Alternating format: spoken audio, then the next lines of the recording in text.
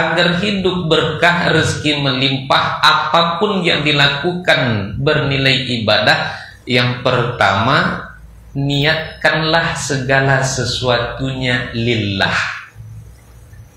Niatkan apapun yang kita kerjakan karena mengharap ridho Allah, lillah. Ternyata karena istighfarmu itulah yang membuat betapa kuatnya hatiku untuk berangkat ke Basrah.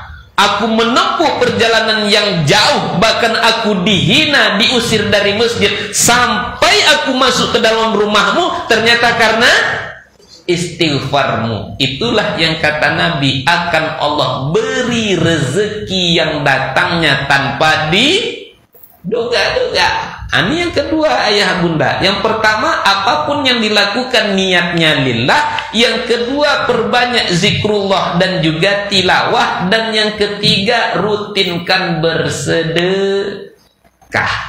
Sependek perjalanan hidup saya, ayah bunda saya. Bismillahirrahmanirrahim. Assalamualaikum warahmatullahi wabarakatuh. Alhamdulillah, alhamdulillahilladzi khalaqas samawati wal ardh wa ja'ala adh-dhulumati wan nur. Nashhadu an la ilaha illallah wa nashhadu anna Muhammadan 'abduhu wa rasuluh. Allahumma shalli wa sallim wa barik ala Muhammad wa ala alihi wa ashabihi ajma'in. Rabbi shrah li sadri wa yassir li amri wahlul 'uqdatam min lisani yafqahu qawli. Ayah dan ibu, orang tua kami, alim ulama, cerdik pandai, tokoh masyarakat, abang kakak serta adik-adik yang kami sayangi, kami doakan semoga kita semua senantiasa dalam keadaan sehat walafiat. Allah beri kita rezeki yang penuh berkah melimpah ruah, dan kemudian semoga Allah kokohkan iman istiqomah kita sampai nanti kita semua kembali menghadap Allah Azza wa Jalla. Amin ya rabbal alamin. Bersyukur kita kepada Allah dengan mengucapkan alhamdulillah di tengah padatnya kegiatan kita, di tengah sibuknya kita, di tengah letihnya badan kita, di tengah beratnya mata kita. Alhamdulillah kondisi itu semua tidak menghalangi niat baik kita untuk tetap berusaha istiqomah dalam mencari ridho Allah Ta'ala. Salah satunya masih mau kita duduk dalam majlis ilmu dan mulia. Rasulullah SAW bersabda, "Man salaka tariqan yaltamisu fihi ilman, sahalallahu bihi tariqan ilal jannah." Siapa yang kakinya mudah melangkah untuk hadir dalam majlis ilmu, maka Allah mudahkan baginya jalan menuju surga. Salawat dan salam kita doakan semoga senantiasa tercurah untuk kekasih kita baginda nan mulia Nabi Muhammad sallallahu alaihi wasallam dengan mengucapkan Allahumma sholli ala sayyidina Muhammad wa ala ali sayyidina Muhammad. Assalamu alayka ya Rasulullah. Ayah bunda kami yang kami muliakan, kita awali pertemuan kita ba'da isya ini dengan sama-sama membaca surat Al-Fatihah, boleh? Baik. A'udzu billahi minasy syaithanir rajim. Bismillahirrahmanirrahim. Alhamdulillahi rabbil alamin. Ar-Rahmanir Rahim. Maliki yaumiddin. Iyyaka na'budu wa iyyaka nasta'in.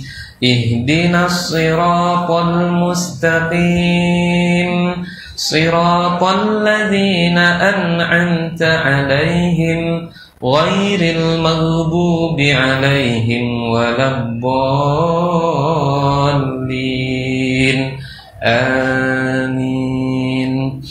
Ayah bunda kami yang kami muliakan, kami yakin bahwasanya semua kita pasti ingin agar sekiranya Allah mau memberikan rezeki kepada kita, yang mana rezeki itu banyak melimpah ruah.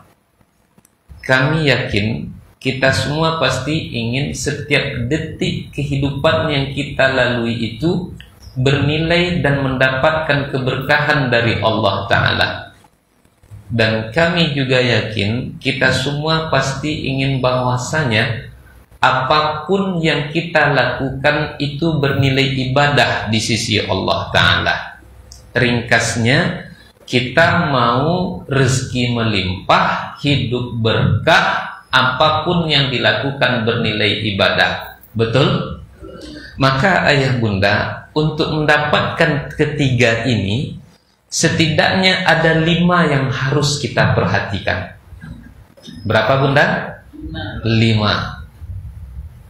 Kita biasanya tausiahnya sampai jam berapa? Jam 11 atau jam 12 bunda? Jam 1? Jam 1. Nyebut jam 1 tapi giginya agak rapat sih kan. Saya biasanya kalau belum makan tuh tausiah saya itu 2 jam. Tapi kalau sudah makan 3 jam. Berarti kalau sebelum makan 2 jam, setengah 12 lah, setengah 11 kita selesai. Tapi insya Allah ayah bunda, kalau bisa lebih cepat, kenapa kita terlambat? Terlebih hari ini hari aktif bekerja tadi, saya yakin ayah bunda pasti sangat capek sekali. Mudah-mudahan paling lama jam 9 kita sudah selesai. Nah ayah bunda dimuliakan Allah, berapa tadi yang harus kita perhatikan? 5. Yang 5 itu apa saja? Yang pertama, bunda dimuliakan Allah, agar hidup berkah, rezeki melimpah, apapun yang dilakukan bernilai ibadah. Yang pertama, niatkanlah segala sesuatunya lillah. Niatkan apapun yang kita kerjakan karena mengharap ridho Allah, lillah. Apapun yang kita lakukan, kalau kita niatkan karena Allah, itu akan bernilai ibadah. Sekalipun bunda hanya mungkin mencuci piring, sekalipun bunda barangkali hanya mengepel halaman dipel juga di sini bunda? Enggak, akan disapu kan? Saya kira di sini kalau dipel juga. Pekerjaan-pekerjaan yang nampaknya biasa, tapi ketika dilakukan demi mengharapkan ridho Allah, itu akan bernilai ibadah. Apapun dilakukan, niatkan karena Allah, bernilai ibadah. Kenapa? Setidaknya kita menyesuaikan dengan apa yang telah kita janjikan kepada Allah. Setidaknya dalam sehari janji kita kepada Allah itu kan 5 kali. Apa janji kita yang 5 kali kepada Allah? Inna sholati wa nusuki wa mahyaya wa mamati lillahi rabbil alamin. Sesungguhnya sholati, sholatku, wa nusuki, segala amal ibadahku, mau aku haji kah, mau aku sedekah kah, mau korbankah, dan seterusnya. Wa mahyaya, hidupku, wa mamati, bahkan sampai nanti aku mati. Untuk siapa? Lillahi rabbil alamin. Tak lain dan tak bukan kecuali hanya karena dan untuk Allah subhanahu wa ta'ala. Ini poin pertama. Niatkan untuk mencari ridho Allah, akan bernilai ibadah. Yang kedua ayah bunda, agar hidup berkah, rezeki melimpah, apapun setiap detik kita yang kita lewati mendapatkan keberkahan di sisi Allah, apapun yang dilakukan bernilai ibadah. Yang kedua yaitu perbanyaklah zikrullah dan tilawah. Apa yang kedua bunda? Zikrullah dan tilawah. Di waktu mau melakukan apapun pekerjaannya, zikir kita terlebih dahulu. Karena Rasulullah Shallallahu Alaihi Wasallam mengatakan, kullu amrin la yubda bil basmalah, dalam hadis lain bil hamdalah fahuwa absun. Setiap pekerjaan yang tidak diawali dengan menyebut nama Allah, maka pekerjaan itu sia-sia, hampa, mohon maaf, sampah nilainya di mata Allah. Saya yakin tentu kita tak mau capek-capek bekerja, tapi di mata Allah sampah. Pagi-pagi sudah berangkat keluar dari rumah, bekerja pontang-panting, peras keringat, pulangnya sudah sore. Hampir 12 jam kita di luar rumah berletih-letih, tapi nilainya sia-sia, nilainya sampah di mata Allah. Tentu kita tidak mau. Maka supaya pekerjaan kita itu tidak sia-sia di mata Allah, agar dia bernilai ibadah, dia mendatangkan keberkahan dalam hidup kita, maka awalilah dengan setelah berniat maka kita berzikir. Mau makan? Bismillah. Keluar kita dari rumah, bismillah juga. Mau yang panjangnya, bismillahi tawakkaltu 'alallahi la haula wala quwwata illa billahil aliyul azim. Bahkan maaf ayah bunda, ketika kita mendatangi pasangan kita sendiri pun, maka kan disuruh juga untuk membaca bismillah. Buka nanti tafsir Ibnu Katsir bab keutamaan bismillah. Ibnu Katsir mengutip satu hadis di situ. Hadisnya bunyinya, kata Rasulullah, siapa yang mengawali bercocok tanamnya, paham insyaallah ayah bunda ya? Siapa yang mengawali bercocok tanamnya dengan menyebut nama Allah, kalau mau yang panjangnya, Allahumma jannibna syaitan wa jannibis syaitan ma razaqtana. Kalau dari bercocok tanam itu nanti akan tumbuh benih, lahir anak, maka anak itu akan Allah jaga, akan Allah lindungi dari pengaruh jin dan juga setan. Kalau di Minang orang ada menyebutnya yang kepala terbang itu apa namanya Pak? Palasi. Kalau kita di Melayu apa kita sebutnya Pak? Palasi juga, pelesi. Apa di sini?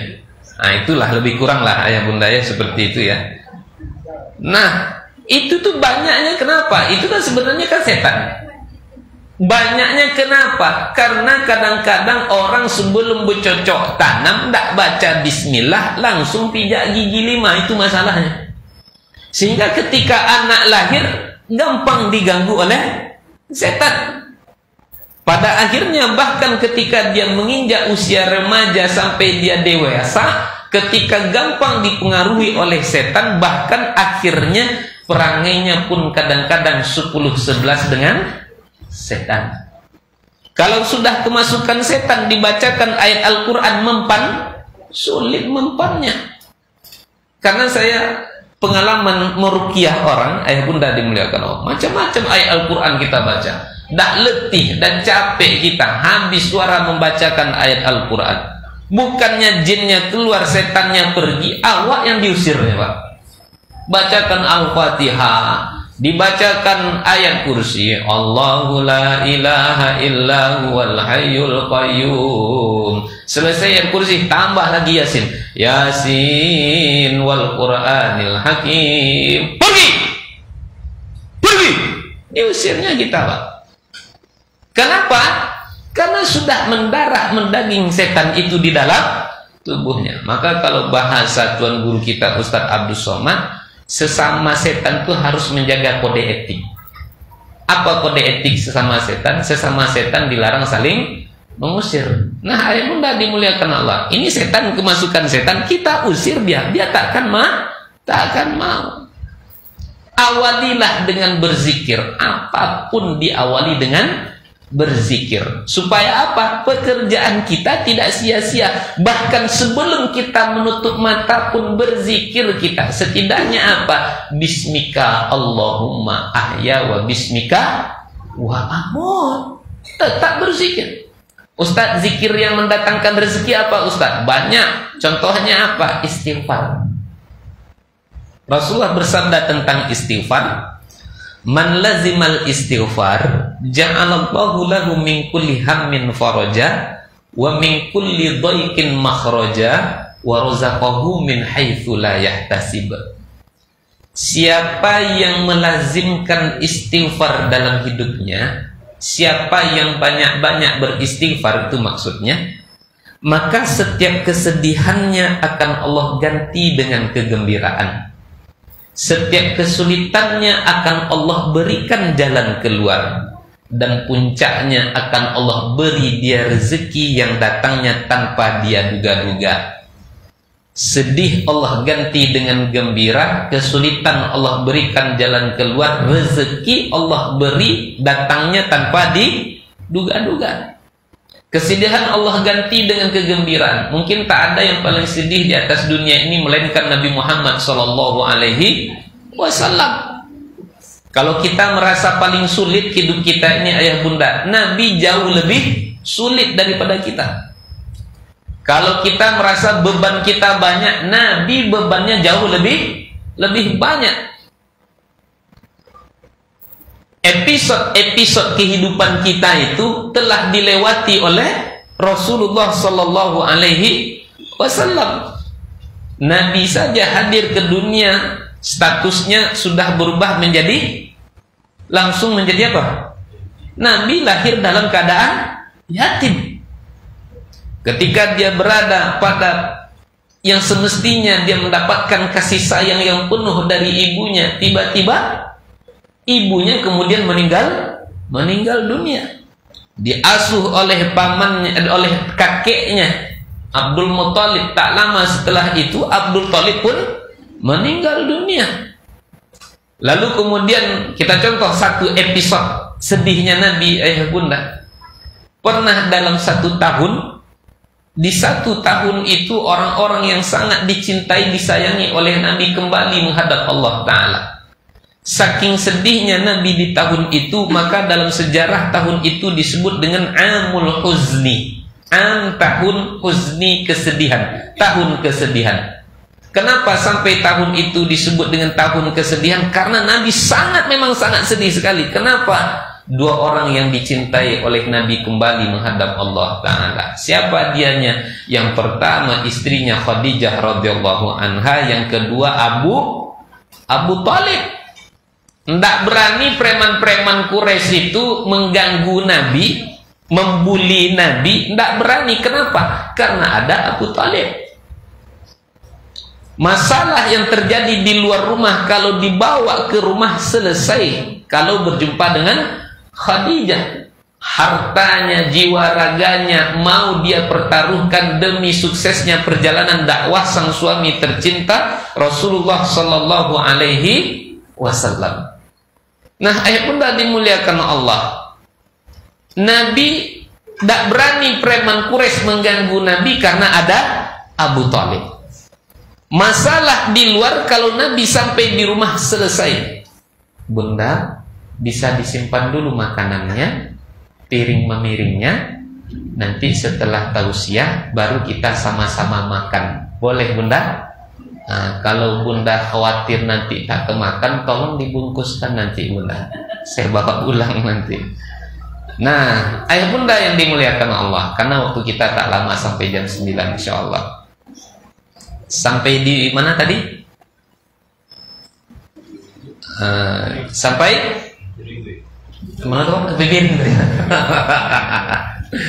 Nah, Abu Thalib meninggal dunia, Khadijah pun meninggal dunia. Ketakutan Nabi, khawatir, Nabi takut. Kenapa?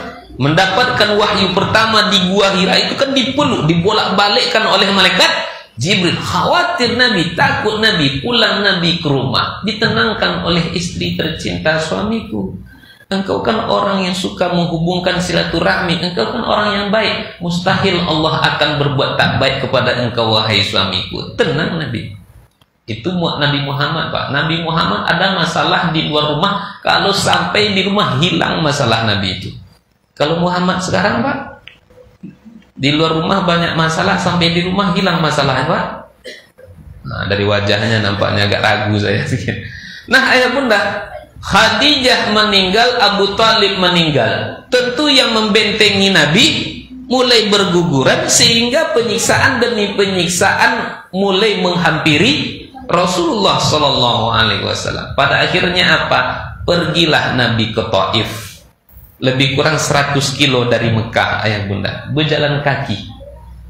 dengan harapan Nabi pergi ke Taif, karena nampaknya dakwah di Mekah ini sangat lambat, yang didapati justru penindasan demi penindasan, bulian, cacian, makian.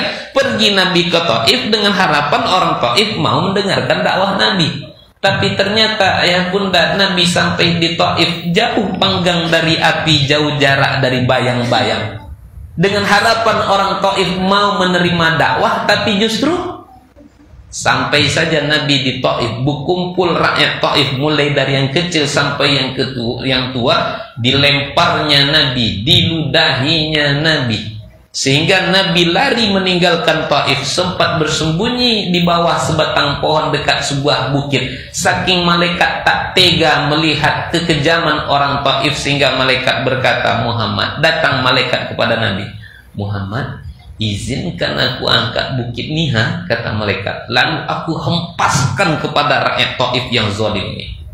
Bayangkan sama ayah bunda, kalau yang pergi ke Taif itu bukan Nabi Muhammad, tapi umatnya yang bernama Doni Putra. Pergi Doni itu ke Taif dengan harapan orang Taif mau mendengarkan ceramah dia, tapi justru sampai di Taif dilemparnya, dicacinya, dimakinya, diludahinya si Doni itu. Lari Doni itu meninggalkan Taif, bersembunyi dekat sebuah pohon, dekat sebuah bukit. Datang malaikat, Doni, aku ini malaikat, biarlah aku angkat bukit Niha, lalu aku hempaskan kepada rakyat Taif yang zalim ini. Kira-kira apa jawaban Doni itu agaknya ya bunda? Tahu aja isi hati saya, karena awak anak klub motor, awak jawab gaspol malaikat itu, kata awak.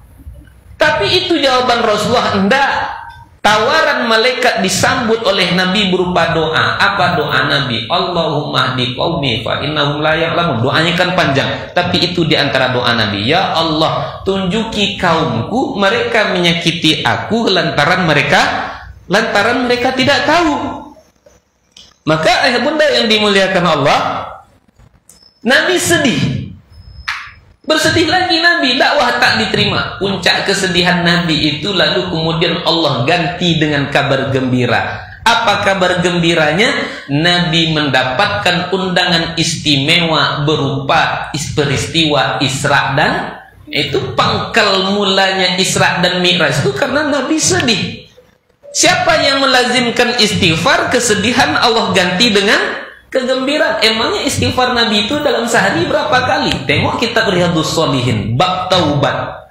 Hadis pertama menyebutkan tentang istighfarnya Nabi, wallahi inni la astaghfirullah fil yaumi aktsara min 70 marrah. Demi Allah, aku beristighfar, minta ampun, bertaubat kepada Allah dalam sehari lebih dari 70 kali.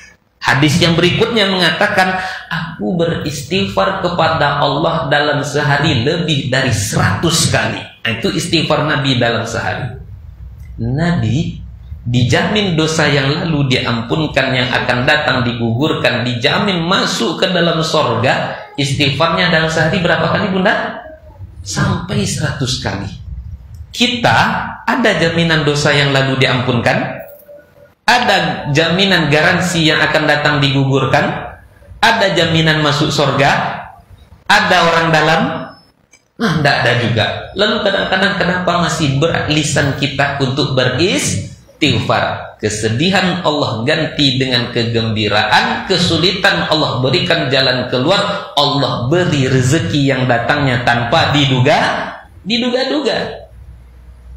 Pernah suatu ketika ayah bunda, Imam Ahmad bin Hanbal. Siapa bunda? Imam Ahmad bin Hanbal. Tiba-tiba kuat betul keinginan Imam Ahmad untuk pergi ke Basrah. Dia dari Baghdad tiba-tiba pengen pergi ke Basrah. Basrah yang di Irak, bukan yang di Tolu Kuantan. Dia di Tolu, ada pula Basrah ada tuh. Nah, saya tengok di internet ayah bunda yang dimuliakan Allah, Baghdad ke Basrah itu lebih kurang memakan waktu selama 5,5 jam kalau kita naik mobil. Berarti hampir sama jarak Mekah ke Madinah, itu kan juga lebih kurang 5,5 jam. Setelah kita bermikot di Bir Ali di Madinah, lalu naik ke bus labbaik Allahumma labbaik, 5,5 jam lebih kurang sampai kita di Mekah. Kalau sekarang kan lebih kurang segitu durasinya. Kalau dulu Nabi dari Mekah ke Madinah perjalanan hijrahnya, dalam kitab Sirah Nabawi Ar-Rahiqul Maktum saya baca, itu selama 10 hari dulu. Yang dulu 10 hari, kalau sekarang 5,5 jam. Taruhlah kita ambil cepatnya 7 hari. 7 hari ayah bunda, itu perjalanan yang lama atau perjalanan yang sebentar? Baru pergi aja 7 hari. Apalah daya, keinginan tak bisa dibendung. Kuat sekali keinginan untuk berangkat kemana tadi? Ke Basrah. Berangkatlah Imam Ahmad bin Hanbal.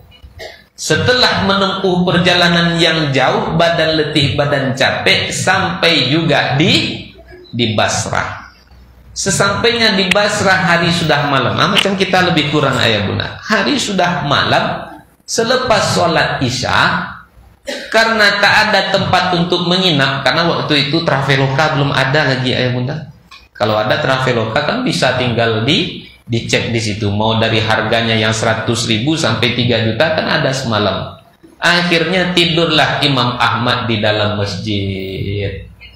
Ketika Imam Ahmad tidur di dalam masjid, nampak sama pengurus masjid, diusirnya Imam Ahmad.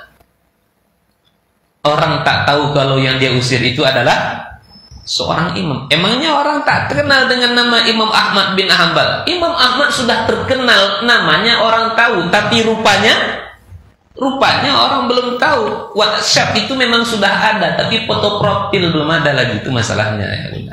Oh, ada juga WhatsApp di zaman itu Ustaz. Aduh, macam mana bentuknya Pak Ustaz? Tak perlu kita tahu. Yang penting ada. Kita kan kadang-kadang suka menanya sesuatu yang tak penting. Ustaz, ya, Nabi Adam menikah dengan Siti Hawa, Pak Kuahnya siapa Pak Ustaz?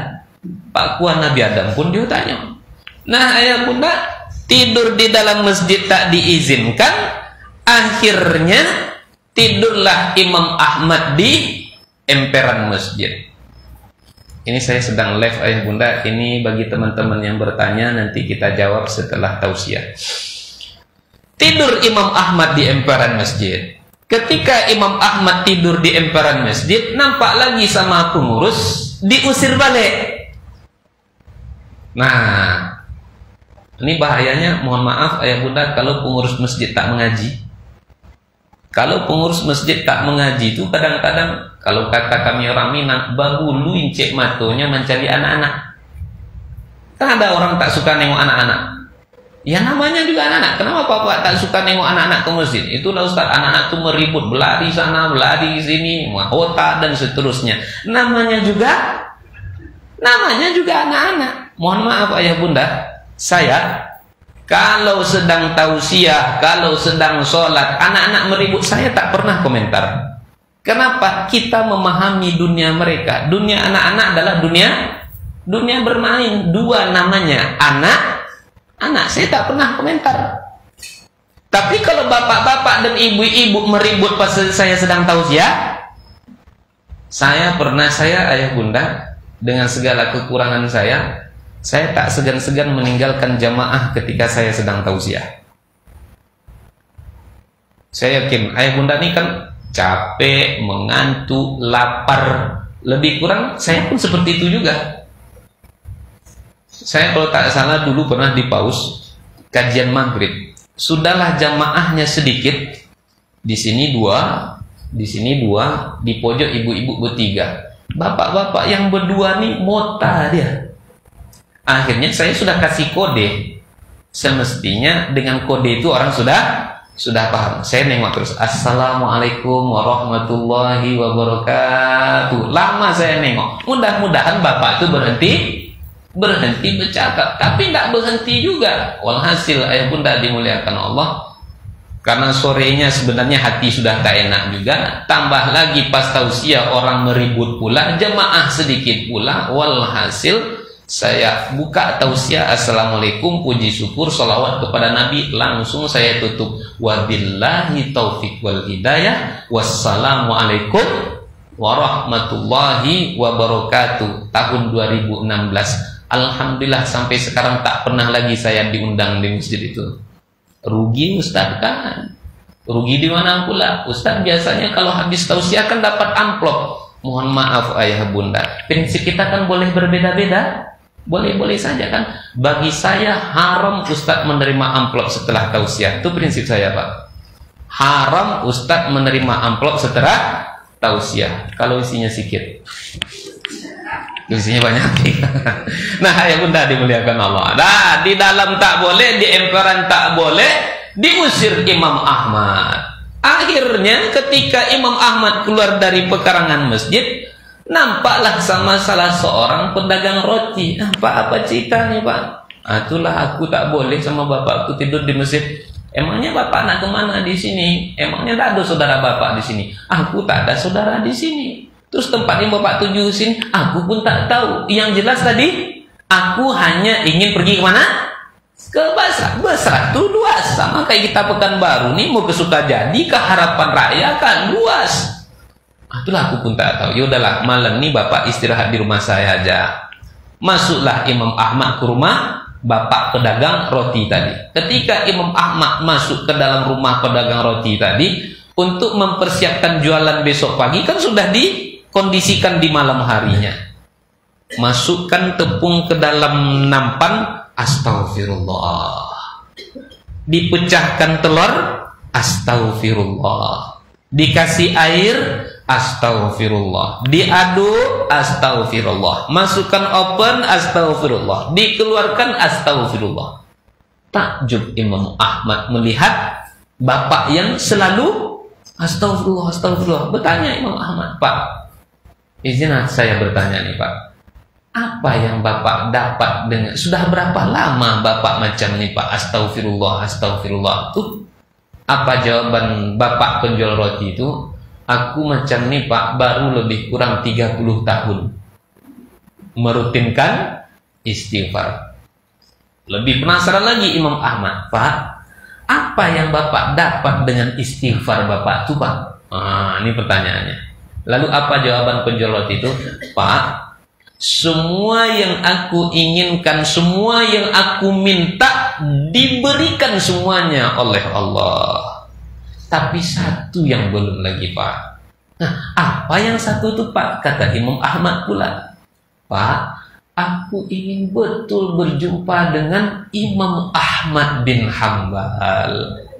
Dia tak sadar kalau sekarang bercakap dengan siapa? Imam Ahmad bin Hambal. Setetes demi setetes air mata mengalir di pipi Imam Ahmad bin Hambal. Rasa-rasa mau pecah dadanya Imam Ahmad bin Hambal. Lalu apa kata Imam Ahmad bin Hambal? Pak, akulah yang Imam Ahmad bin Hambal. Ternyata karena istighfarmu itulah yang membuat betapa kuatnya hatiku untuk berangkat ke Basra. Aku menempuh perjalanan yang jauh, bahkan aku dihina, diusir dari masjid, sampai aku masuk ke dalam rumahmu. Ternyata karena istighfarmu. Itulah yang kata Nabi, akan Allah beri rezeki yang datangnya tanpa diduga-duga. Ini yang kedua ayah bunda. Yang pertama, apapun yang dilakukan niatnya lillah. Yang kedua, perbanyak zikrullah dan juga tilawah. Dan yang ketiga, rutinkan bersedekah. Sependek perjalanan hidup saya ayah bunda, saya belum menjumpai orang yang rajin bersedekah kemudian jatuh menjadi orang yang fakir, jatuh menjadi orang yang miskin. Tapi justru kehidupan mereka semakin hari semakin baik. Kenapa? Allah sudah berjanji.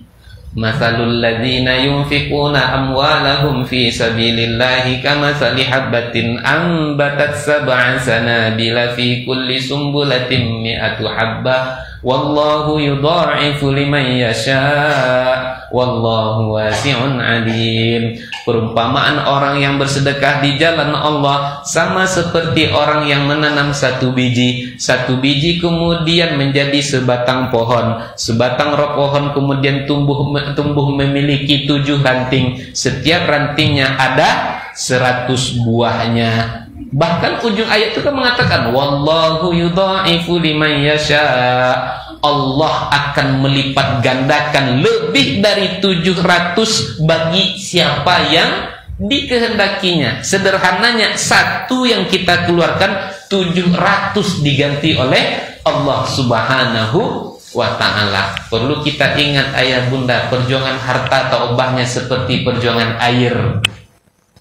Taubahnya seperti perjuangan air. Air yang turun dari langit kemudian jatuh ke gunung, dia akan bermuaranya di laut. Jangan pernah ganggu perjuangan air. Jangan ganggu perjuangan air. Dari langit turun ke gunung, dia akan bermuara di mana tadi? Di laut. Ayah bunda yang dimuliakan Allah, turun dari langit, jatuh ke gunung, diambil sama air kemasan. Air kemasan itu kan rata-rata ada gambar gunungnya di situ kan, menjelaskan ini air yang murni, air yang jernih dan seterusnya. Masuk ke dalam air kemasan. Cita-citanya bermuara di mana tadi? Di mana? Di laut. Sekarang dia tertahan. Jangan pernah diganggu perjuangan air. Karena apa? Dia ingin bermuara di laut. Sehingga ketika sampai waktunya ayah bunda, ketika dia ditahan di sini sudah saatnya keluar, dia akan keluar. Nah, saya berikan contohnya. Nah, dia tertahan, kita keluarkan. Bismillahirrahmanirrahim. Sudah keluar dia dari air kemasan, masuk lagi ke dalam perut saya, tertahan dia. Kalau sudah saatnya keluar, keluarkan. Kalau tak dikeluarkan, dia akan keluar dengan sendirinya. Sebelum tidur ayah bunda minum, ya kan? Nanti jam 3 dini hari, hujan lebat, petir keras, lampu mati, bunda takut. Yang penting dia mau apa tadi? Keluar. Kalau bunda tahan, apa yang terjadi? Banjir jadinya kan. Intinya dia akan keluar juga. Maka harta itu pilihannya ada pada diri kita. Mau keluar dengan cara yang baik atau keluar dengan cara yang tidak baik. Keluar dengan cara yang baik, tolong fakir miskin, bantu anak yatim dan seterusnya. Keluar dengan cara yang baik. Keluar dengan cara yang tak baik, terjepit urat saraf di belakang sikit, berobat ke Melaka, kena 110 juta. Keluar juga dia, Pak. Ruko kita dimaling orang, emas kita dijarah orang, keluar juga dia. Mobil mewah kita, kalau tidak kita yang nabrak orang yang dia keluar juga. Pilihannya ada pada diri kita. Maka agar hidup berkah itu apa? Setelah kita mendapatkan harta tadi, rajin-rajinlah bersedekah. Yang keberapa lagi bunda? Yang keempat. Langsung yang kelima, karena tinggal 5 menit lagi. Yang keempat, langsung yang kelima, ayah bunda, jagalah sholat dan jauhi maksiat. Apa yang keempat dan kelima bunda? Jaga sholat dan jauhi maksiat. Sholat itu mendatangkan rezeki, membuat hidup berkah.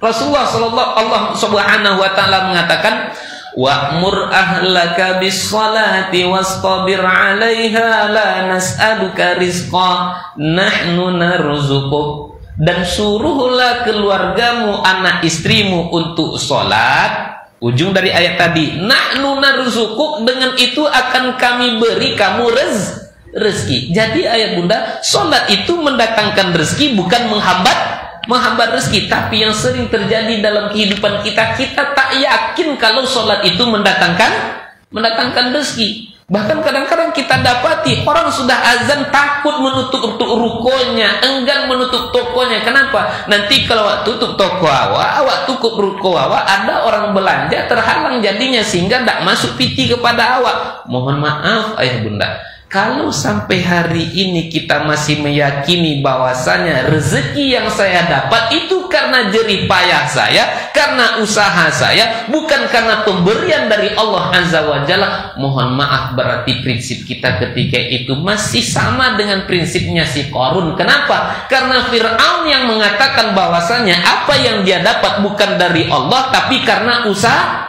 Usahanya datang Nabi Musa, Run, ente dulu kan miskin, sekarang Allah sudah kayakan engkau, tolong ke fakir miskin, bantu ke anak yatim. Apa jawaban si Qarun coba? Qala innama utituhu ala ilmin indi. Ai Musa, jagalah mulut engkau tuh sedikit ya. Kau cakap aku ini kaya karena Allah. Oh yo, sorry yo, aku ini kaya bukan karena Allah. Terus engkau kaya karena apa? Ala ilmin indi. Aku ini kaya karena aku pintar, karena aku hebat memanage perusahaanku, karena aku jago berkebun, aku pandai berdagang. Ini bukan datangnya dari Allah. Walhasil apa akibatnya ayah bunda? Fakhasafna bihi wa bidarihil ard. Kami tenggelamkan dirinya wa bidarihi dan kampung-kampungnya al-ard ke dalam bumi. Wa ma kana minal muntasirin. Selamanya Qarun tak akan ditolong oleh Allah Ta'ala.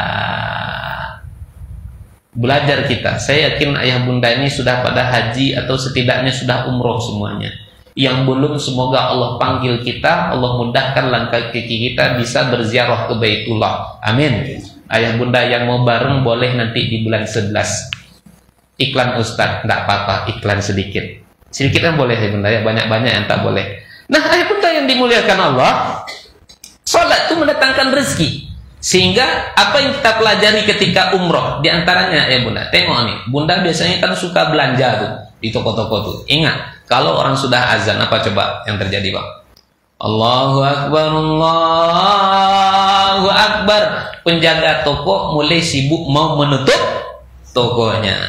Berapapun transaksi bunda, mau 3 triliun pun ketika itu, kalau orang sudah qomat, Allahu Akbar, Allahu Akbar, asyhadu an la ilaha illallah, ndak beranjak bunda dalam toko tuh. Bisa-bisa bunda dikuncinya di dalam toko mereka. Kenapa? Duit tak lagi berharga. Yang berharga hanyalah panggilan sang pencipta Allah Subhanahu wa ta'ala. Jadi kalau ada hari ini kita merasa kok rezeki saya serak sekali, sulit sekali datangnya rezeki saya, bisa-bisa ada di antara keluarga kita yang tidak sholat. Makanya tegas Nabi tentang sholat. Muru auladakum bis sholati wa hum abna'u sab'a sinin. Suruhlah anakmu untuk sholat kalau sudah berusia 7 tahun. 10 tahun kalau tak sholat juga diapakan kata Nabi? Wadribuhum, pukul kata Nabi. Ustaz, suami aku tak sholat Pak Ustaz. Berapa usia suami bunda? 69 tahun Pak Ustaz. Boleh aku pukul Pak Ustaz? Oh enggak boleh. Berdosa bunda pukul-pukul suami. Yang 7 tahun aja, yang 10 tahun aja dipukul Pak Ustaz. Masa yang 69 tahun ini tak dipukul Pak Ustaz? Tidak boleh, jangan bunda pukul. Terus kalau tak dipukul diapakan Pak Ustaz? Anyutkan ke Sungai Siak. Iya loh kece ibu-ibu nanti.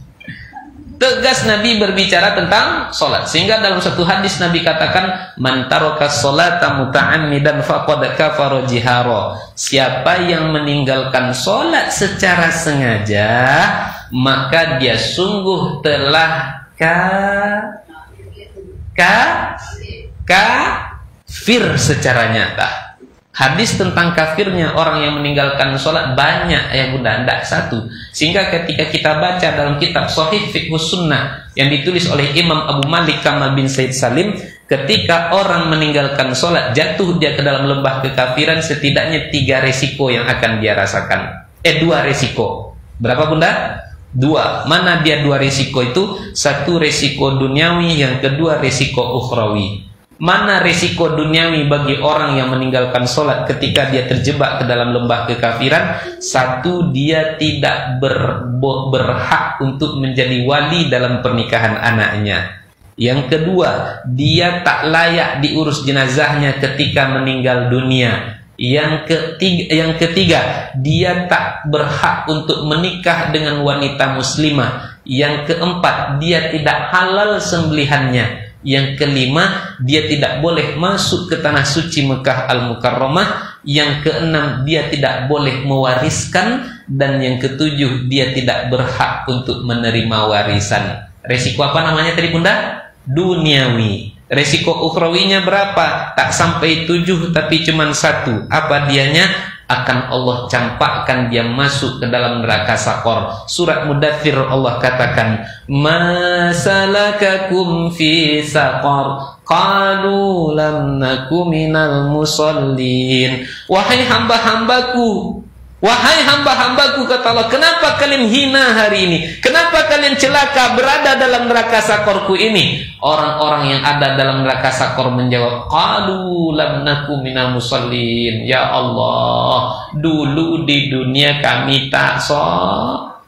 Orang yang sholat saja masih bisa celaka, apalagi yang tak sholat sama sekali. Itulah yang Allah tegaskan melalui firman-Nya dalam surat Al-Ma'un, Inna a'tayna Al-Ma'un. Kalau Inna a'tayna surah apa? Surah Al-Kautsar. Ini bertambah, sudah tak bisa lagi diperpanjang tausiah kita nih. Sudah mulai bismika Allahumma ayat. Al-Ma'un, ara'aital ladzi yukadzibu biddin fadzalikal ladzi yad'ul yatim wa la yahuddu ala ta'amil miskin. Seterusnya, fawailul lil musallin alladzina hum an salatihim sahun. Maka celaka, neraka, siksa bagi mereka yang sholat. Siapa yang sholat tapi masih celaka? Sahun, yang lalai dalam pelaksanaan sholatnya. 1 resiko ukhrawi, 7 resiko duniawi. Masih ingat yang 7 tadi Bunda? 1 tiba di bangkinang Pak. 1 apa tadi? Tak sah menjadi wali. Yang kedua, tak boleh menikah dengan wanita muslimah. Yang ketiga, tak layak diurus jenazahnya. Yang keempat, tak halal sembelihannya. Yang kelima, tak boleh masuk tanah suci Mekah Al-Mukarramah. Yang keenam, tidak boleh mewariskan. Dan terakhir yang ketujuh, tak berhak menerima warisan. Jaga sholat. Kenapa? Sholat itu mendatangkan rezeki, bukan menghambat rezeki. Terakhir ayat Bunda, jauhi maksiat. Kenapa? Maksiat itu justru bukannya mendatangkan rezeki, tapi menghambat rezeki. Saya kaitkan dengan tadi terakhir kita bahas tentang sholat ayat Bunda. Tak sholat itu menghambat rezeki karena dia maksiat. Ayat Bunda ingat tak bundaran Cepron Rumbai? Ingat? Kan ada masjid sebelah kiri tuh, masjid dakwah. Pengalaman pribadi saya, suatu ketika orang azan zuhur, berhentilah saya parkir. Pas saya parkir mau matikan mobil, tiba-tiba parkir pula bapak-bapak di sebelah kanan saya. Posisinya dia pakai becak. Di atas becak itu ada 3 orang. 1 bapak yang bawa becak, 1 lagi ada seorang perempuan yang terbaring di dalam becak itu. Prediksi saya ini istrinya. 1 lagi anak gadis, paling-paling usianya 17 tahun. Parkir dia di sebelah saya. Ketika saya mau matikan mobil, menengok kondisi ada seorang wanita yang terbaring di atas becak tadi, sehingga tergeraklah hati saya untuk bersedekah. Saya ambil dompet, saya keluarkan duit 100.000. Pas saya mau kasihkan duit yang 100.000 nih, tiba-tiba orang komat, Allahu Akbar, asyhadu an la ilaha illallah. Entah mengapa hati kecil saya bertanya, Bapak nih sholat enggak ya? Kata saya. Turun bapak tuh dari becak. Posisi kalau becak kan sebelah kanan tuh, stang motornya tuh Pak. Akhirnya dia mengeliling, saya di sebelah sini. Ketika dia turun dari becaknya, lalu kemudian dikeluarkannya rokok dari saku sebelah kiri nih. Posisi saya kan begini jatuhnya tuh. Nampak sama saya dia mengeluarkan rokok mereknya Deji Samsoe. Itu tulisannya. Apa tulisannya Bunda? Deji Samsoe. Diambilnya 1 batang, kemudian dia di belakang sambil jongkok ngerokok dia di situ. Kata saya, ini paling-paling bapak nih ngisap rokok paling-paling 10 atau sampai 15 isap. Habis nih bapak nih pasti sholat, kata saya. Karena saya penasaran, akhirnya saya tungguin. Karena rasa-rasa 10 sampai 15 isap enggak juga ada tanda-tanda pergerakan dia mau sholat. Sementara orang tadi kan sudah komat. Karena saya takut tidak dapat berjamaah, mobil saya matikan, langsung saya kabur masuk ke dalam masjid. Kalau tak salah memang saya sudah masuk di rakaat yang ketiga. Berarti saya dapatnya dua rakaat saja. Mulai saya rakaat ketiga dan sampai rakaat keempat, langsung saya gas gigi 5. Bismillahirrahmanirrahim.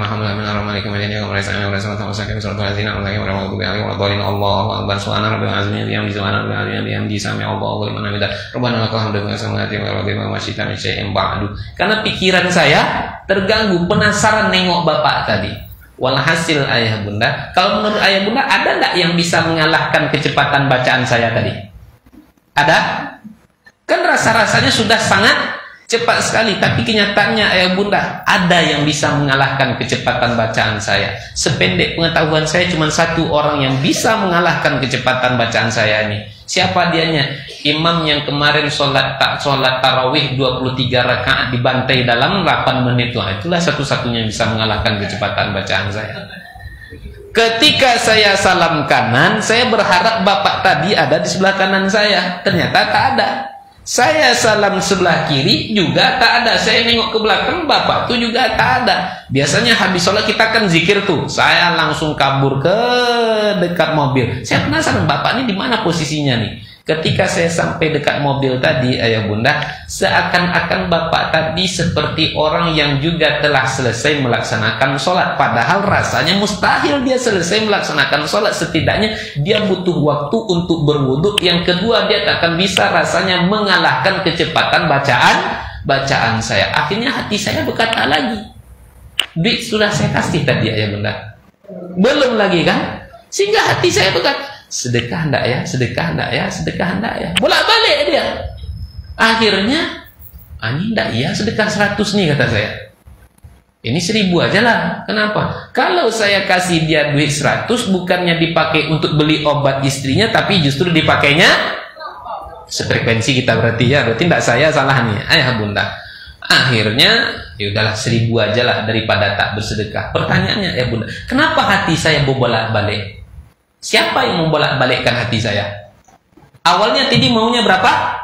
100.000, tapi berubah-ubah hati itu. Siapa yang menguasai hati kita? Hati kita itu dikuasai oleh Allah. Qalbul insan baina yadayir rahman. Hati manusia ada dalam genggaman Allah Ta'ala. Berbolak-bolak. Saya berusaha untuk meyakinkan hati saya. Udahlah, kalau sudah niat untuk bersedekah, ya sedekah aja, jangan banyak cerita. Tapi apalah daya ayah bunda, ini tidak bisa nih. Saya ambil lagi dompet saya, 1000 aja lah kata saya. Biasanya di dompet saya mulai dari 100 rupiah sampai 100.000 ada. Tapi entah mengapa ketika itu yang paling kecil cuma 10.000. Mak 10.000 kata saya. Tapi tak apa-apa lah, yaudahlah, sedekah aja lah daripada tak bersedekah sama sekali. Ayah bunda dimuliakan Allah. Pertanyaannya, kalau dia bersedekah dapat berapa? Kalau dia sholat dapat berapa? Tapi karena dia tak sholat, dia dapat 10.000. Disitulah baru saya memahami ada satu hadis Nabi yang mengatakan, innal abda la yuhramur rizqa bidzambi yusibuhu. Allah akan mengharamkan rezekinya kepada hambanya lantaran maksiat yang dikerjakannya. Tak sholat itu maksiat tak ya bunda? Maksiat. Tak turuti perintah Allah, maksiat.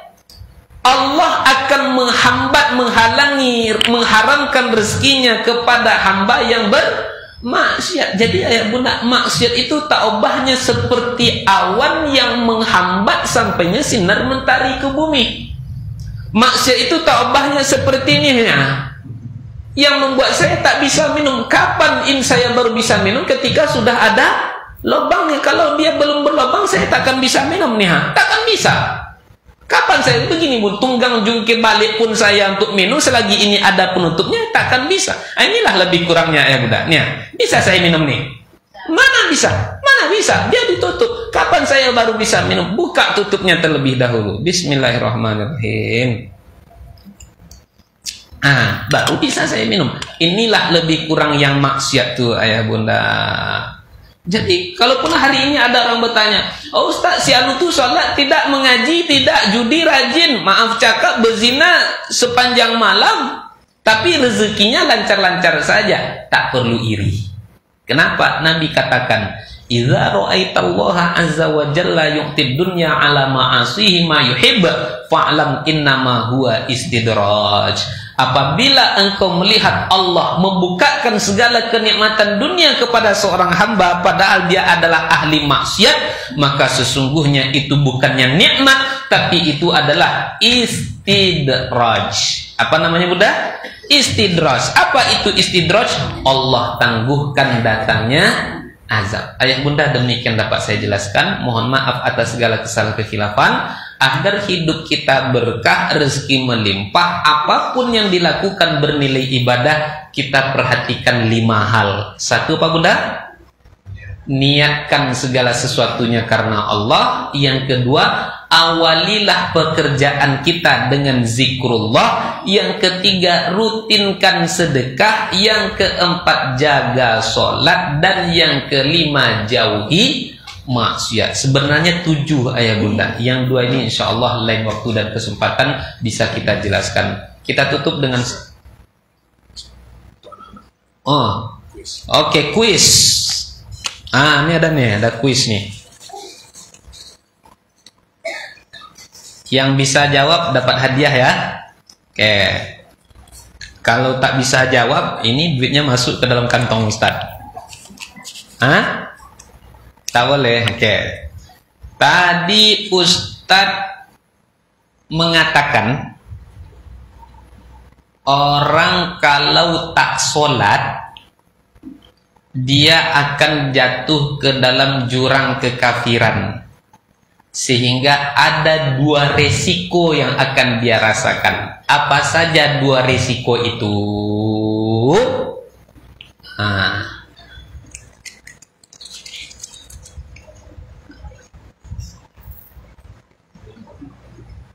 5,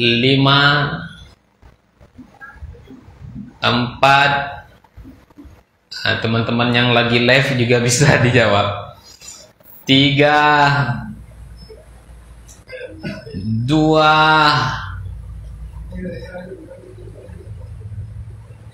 habis. Masuk itu 1 dulu ke kantong Ustadz ya. Pertanyaan nomor 2.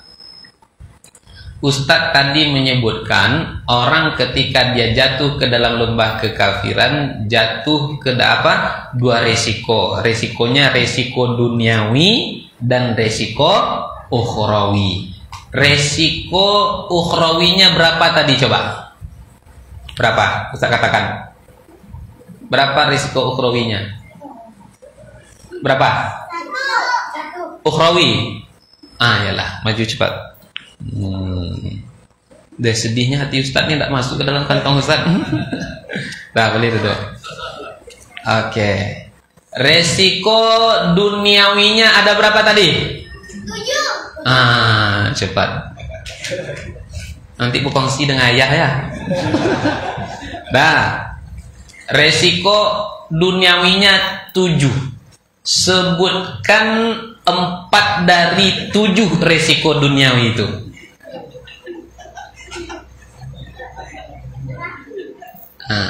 Ibu-ibu juga boleh Bu.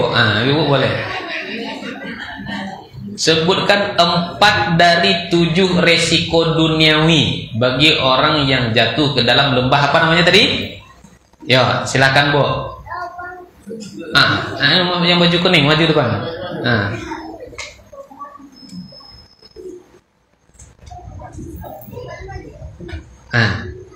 Apa aja? Sebutkan 4. Kuatkan ya. 1. Kafir. Kafir. Kafir terus.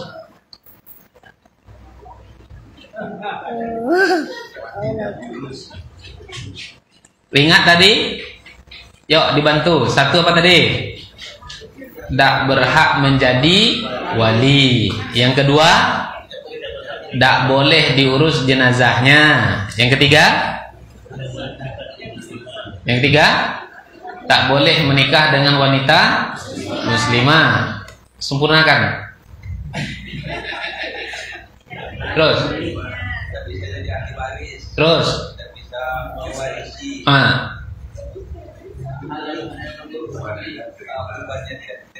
Tak ada Ustaz nyebut kurbannya tadi, sembelihan. Berdua dengan abang pakai peci hitam tu ya. Pastikan ya, pastikan bagi sekarang, nanti kalau sudah sama dia nanti tak aman tuh itu. Kemudian Ustadz menjelaskan agar hidup berkah rezeki melimpah syaratnya ada 5. Siapa yang bisa menyebutkan yang 5 nih? 1. Yang bisa. Bu, hadiahnya 10.000 Bu.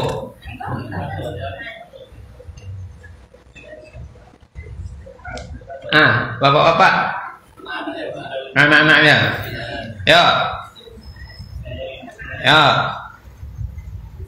ada 5 saya sebutkan tadi. Siapa yang maju, yang pakai peci, ya maju. Ya. Berdua. Oke, berdua. Oke. Dapat berapa? Sebutkan. Niat.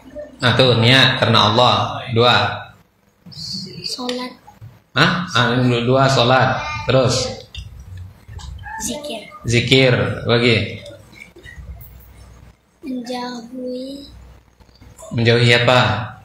Maksiat. Jadi maksiat. Terus 5.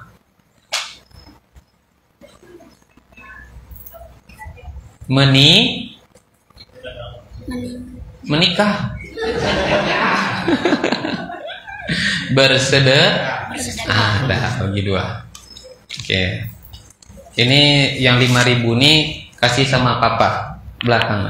Dia bantu jawab tadi kan. Oke, Bapak Ibu dimuliakan Allah. Ada pertanyaan Bapak Ibu?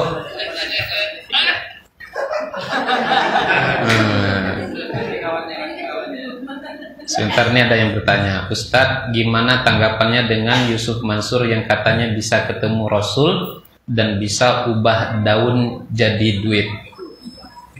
Gimana tanggapannya dengan Yusuf Mansur yang katanya bisa ketemu Rasul dan bisa ubah daun jadi duit? Wallahu alam. Kalau jumpa dengan Nabi itu dalam mimpi itu bisa terjadi. Tapi kalau jumpa langsung, wallahu alam, mungkin makomnya sudah terlalu tinggi. Kemudian dia bisa merubah daun menjadi duit. Wallahu alam, apakah memang itu benar-benar terjadi atau tidak. Tentu kita tengok terlebih dahulu Pak. Tapi kadang-kadang itu kan hanya sulap atau hanya sihir saja. Wallahu a'lamu bishawab. Ayah bunda, kita tutup dengan sama-sama berdoa. Na'udzubillahi minasyaitonirrajim. Bismillahirrahmanirrahim. Alhamdulillahirabbil alamin. Wassalatu wassalamu ala asyrofil anbiya'i wal mursalin wa ala alihi wa ashabihi ajma'in. Allahumma ighfir lana dzunubana wa liwalidayna warhamhuma kama rabbawna shighara wa li jami'il muslimina wal muslimat wal mu'minina wal mu'minat al ahya'i minhum wal amwat innaka sami'un qaribun mujibud da'wat ya qadiyal hajat. Allahumma rabbana zalamna anfusana wa illam taghfir lana wa tarhamna lanakunanna minal khasirin. Allahumma rabbana hab lana min azwajina wa dhurriyyatina qurrata a'yun waj'alna lil muttaqina imama. Allahumma rabbana inna nas'aluka salamatan fid din wa 'afiyatan fil jasadi wa ziyadatan fil 'ilmi wa barakatan fil rizqi wa taubatan qabla al maut wa rahmatan 'indal maut wa maghfiratan ba'dal maut. Allahumma rabbana atina fid dunya hasanah wa fil akhirati hasanatan wa qina adzabannar. Subhanaka rabbil izzati amma yasifun wa salamun alal mursalin walhamdulillahi rabbil alamin. Taqabbalallahu minkum minna wa minkum.